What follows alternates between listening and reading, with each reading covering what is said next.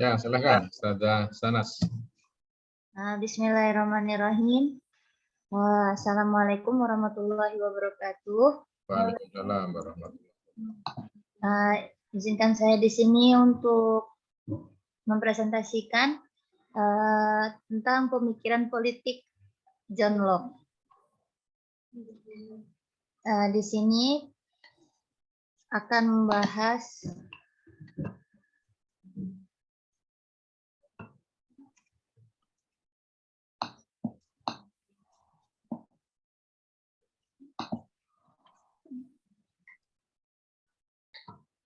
di sini pertama saya akan membahas tentang adanya pendahuluan, kemudian biografinya John Locke, pemikiran politik Locke, hak asasi manusianya Locke, kemudian demokrasi John Locke, dan terakhir ada kesimpulan.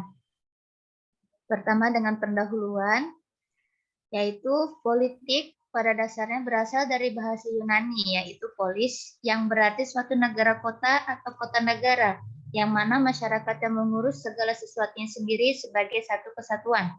Tetapi politik berkembang artinya menjadi satu kekuasaan yang mampu mengatur dan mengurus tujuan-tujuan keseluruhan masyarakat. Kemudian, dalam Islam, politik berarti berkuasa dan bertanggung jawab atas sesuatu atau wakil yang bertanggung jawab terhadap sesuatu. Maka jika dilihat dari definisinya, politik Islam dan politik secara umum ternyata tidak jauh berbeda.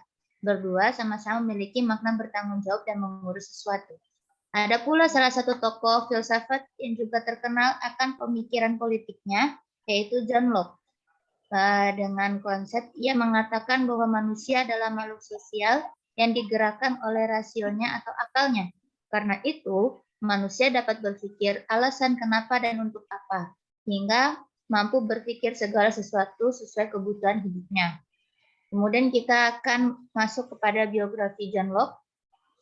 Di sini John Locke lahir pada tanggal 28 Agustus 1632 di desa Somerset, Inggris. Masa anak-anak John Locke dipenuhi dengan segmen keagamaan yang mencari kemurnian hidup, yang mana orang tua Locke adalah dengan keluarga Puritan. Kemudian Locke bersekolah di Westminster School, yaitu dari Westminster School dia pindah ke Christ Church dengan harapan dengan orang tua Locke mempunyai harapan bahwa seandainya John Locke bisa menjadi seorang guru agama Katolik. Tetapi setelah proses pembelajaran, Locke tidak ingin menjadi seorang guru agama, maka ia mulai beralih dengan mempelajari segala hal yang berhubungan dengan kedokteran dan obat-obatan. Ia memulai proses belajarnya kepada seorang ahli fisika terkemuka pada abad ke-17, yaitu Dr. Thomas Sydenham. Selain dari Sydenham, Locke bertemu dengan beberapa ahli kimiawan dan fisikawan lainnya, yaitu ada Robert Boyle, ilmuwan asal Irlandia, Richard Lord, ahli fisika asal Inggris, dan Robert Hooke, ahli matematika asal Inggris. Dari para ilmuwan tersebut, ia memahami akan nilai dan hasil dari sebuah observasinya, yaitu bagaimana manusia dengan sabar dan ketekunannya berhasil mendapatkan suatu pengetahuan. Kemudian, pada usia 30 sampai 35, kisaran pada tahun 1660, John Locke tergabung dalam politik pemerintahan Inggris.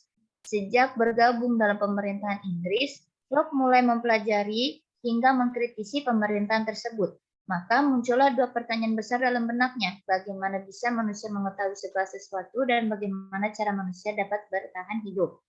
Kemudian, Inggris yang kala itu dikuasai oleh agama Nasrani, akhirnya mendapatkan suatu isu masalah pada pemerintahannya, yaitu kekacauan politik yang berasal dari praktek-praktek keagamaan, hingga banyak masyarakat yang menginginkan ketenangan dan kedamaian. Ini juga bisa diambil kesimpulan bahwasanya mungkin pergerakan sekuler pun berasal dari zaman ini. Maka jawaban dari hasil penelitian Locke akan dua pertanyaan besar sebelumnya. Hasil penelitian ini sebagai jawaban atas dua pertanyaan sebelumnya, yang mana dari hasil penelitiannya John Locke, muncullah karya beliau yang berjudul Essay Concerning Human Understanding, yang menjadi karya inilah yang menjadikan Locke sebagai sebuah filsuf terkenal hingga saat ini.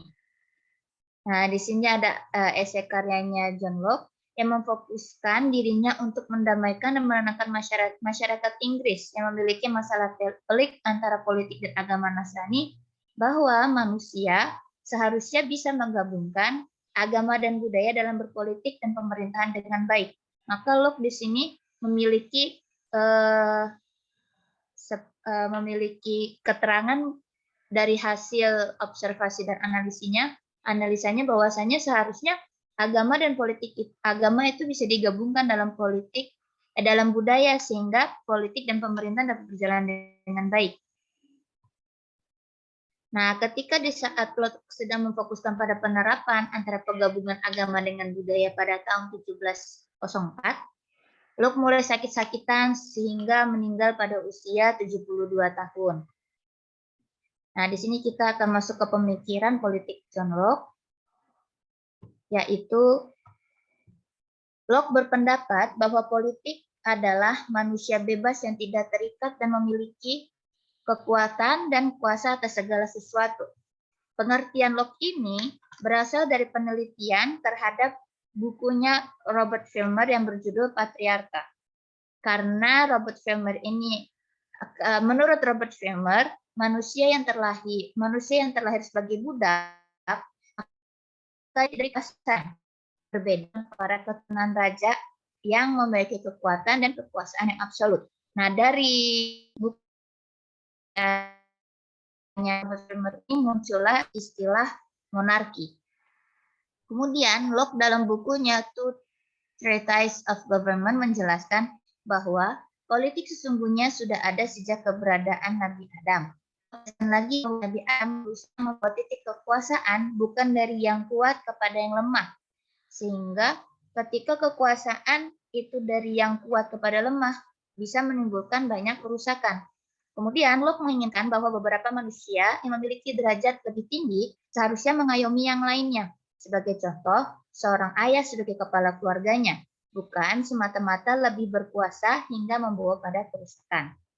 Kemudian, dalam hal kecil seperti keluarga saja memiliki derajat tinggi, yaitu seorang ayah untuk mengayomi dan mengatur urusan keluarga agar tidak terjadinya kerusakan dan pemberontakan, maka sudah sepatutnya suatu kota, apalagi negara juga memerlukan pengaturan seperti itu.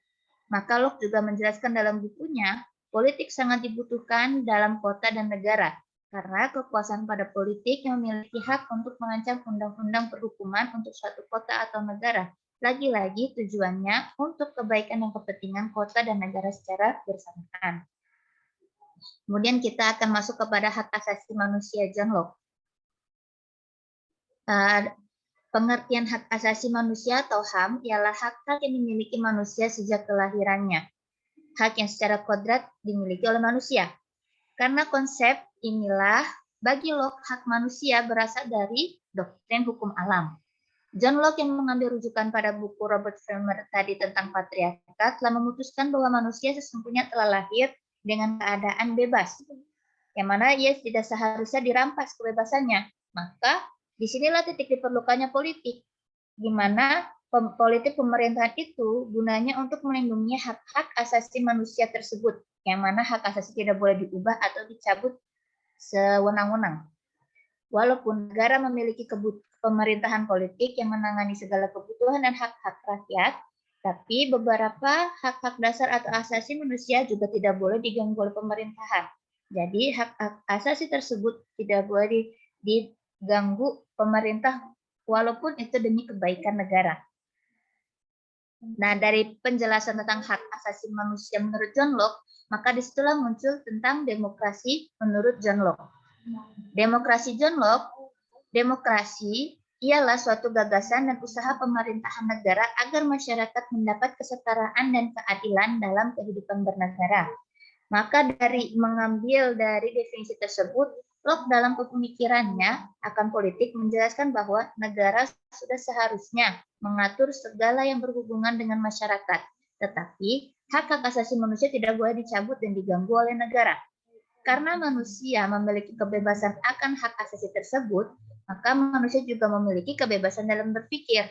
Maka menurut Locke, kebebasan berpikir tersebut merupakan jalan yang baik menuju negara yang berdemokrasi, karena akan mencapai pada kesetaraan dan keadilan manusia dalam bernegara.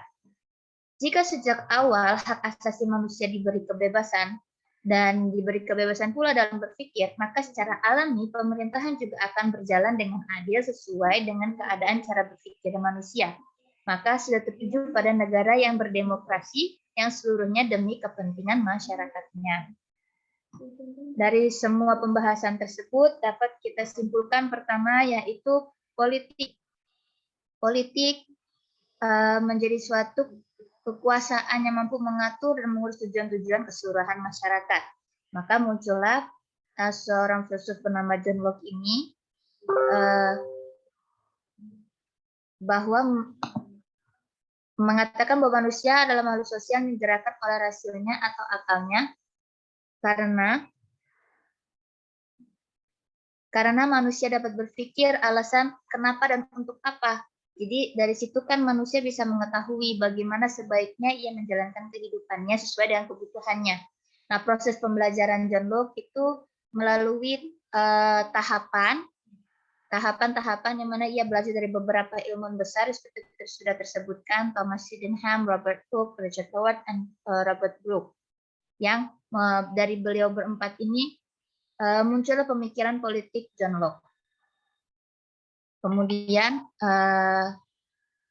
John Locke mengambil rujukan kepada tadi bukunya Robert Filmer bahwa menurut Robert Filmer manusia itu lahir kalau dia keadaannya budak, berarti dia tidak punya kebebasan, yang mana berarti kan bisa dirampas hak-haknya. Setelah John Locke mempelajari itu, berarti seharusnya manusia itu tidak boleh untuk diatur untuk tidak memiliki kebebasan, maka diperlukan politik pemerintahan untuk menangani hak-hak asasi manusia. Karena dari hak-hak asasi manusia muncullah demokrasi. Nah, demokrasi itu yang menjadikan negara mencapai pada kesetaraan dan keadilan manusia. Mungkin cukup sampai di sini penjelasan dari saya dan presentasi dari saya. Terima kasih. Assalamualaikum warahmatullahi wabarakatuh.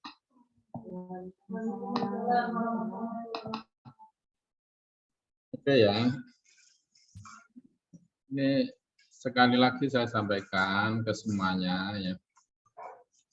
Semua yang dipaparkan tadi, apalagi kesimpulannya ya, itu belum saya katakan sah ya, karena belum ada literaturnya. Literaturnya kok Teng Yun. Mana literaturnya kok Teng Yun? Kata itu. Makanya tolong semuanya ya, ini berlaku untuk semuanya. Bukunya dulu expose dulu buku-buku beliau. Apa-apa, tadi bagus dari siapa namanya? Yang coba sudah dimulai dari Mafaza ya, Sadah Mafaza tadi. Oh, bukunya John Locke tadi di antaranya ya, sudah disebut ya oleh beliau. Coba itu di letter concerning tolerance ya, treatise of government. Dan seterusnya ini ya. Ini bagus. Diulas masing-masing itu terus kalau memang antum menangkap dari sekian literatur itu bicara tentang demokrasi ya itu yang dipertajam dari buku itu sehingga kesimpulan misalnya kesimpulan bahwa misalnya antum menyebut bahwa John Locke itu tentang demokrasinya adalah begini. Apa kesimpulannya tadi? Ustaz Hasanas? Kesimpulannya bahwasannya ini dari hak asasi manusia muncullah demokrasi yang mana harus adanya politik pemerintahan untuk supaya masyarakat dapat berdemokrasi dan hak asasi manusianya tidak direnggut. Ya, Walaupun itu kesimpulan antum ya. Kesimpulan antum, dan tapi itu merujuk pada bukunya John Locke yang mana? Itu baru dikatakan punya legal standing, apa ya? Sangat layak untuk bicara John Locke karena antum sudah membaca karya-karya beliau. Itu Ustazah. Karena ya, coba bukunya itu didetailkan, juga saya kira berlaku juga tadi sama Ustazah Mafaza ya, saya kira itu. Itu ya. Saya kira catatan, saya kira sama dengan apa namanya Ustazah Mafaza tadi ya. Pertama bukunya dulu Ustazah. Buku-bukunya itu, terus gagasan-gagasan beliau tentang politik itu apa. Makanya nih ada yang mayor, ada yang minoritas. Oh, beliau bicara tentang demokrasi, itu kan mayor. Yang minornya itu tentang penguatan partai politik.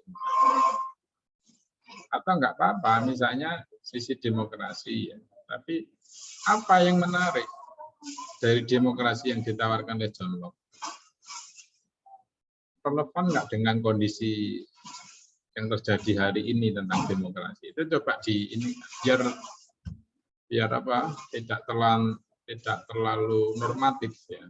Artinya antum termasuk keberanian untuk apa sih bedanya? Kenapa antum mengangkat John Locke? Kira-kira ada masalah apa demokrasi kita hari ini? Itu juga bisa dikaitkan dengan sehingga hidup gitu loh. Bahwa nilai-nilai yang kita ajari itu hadir ya di dalam masyarakat.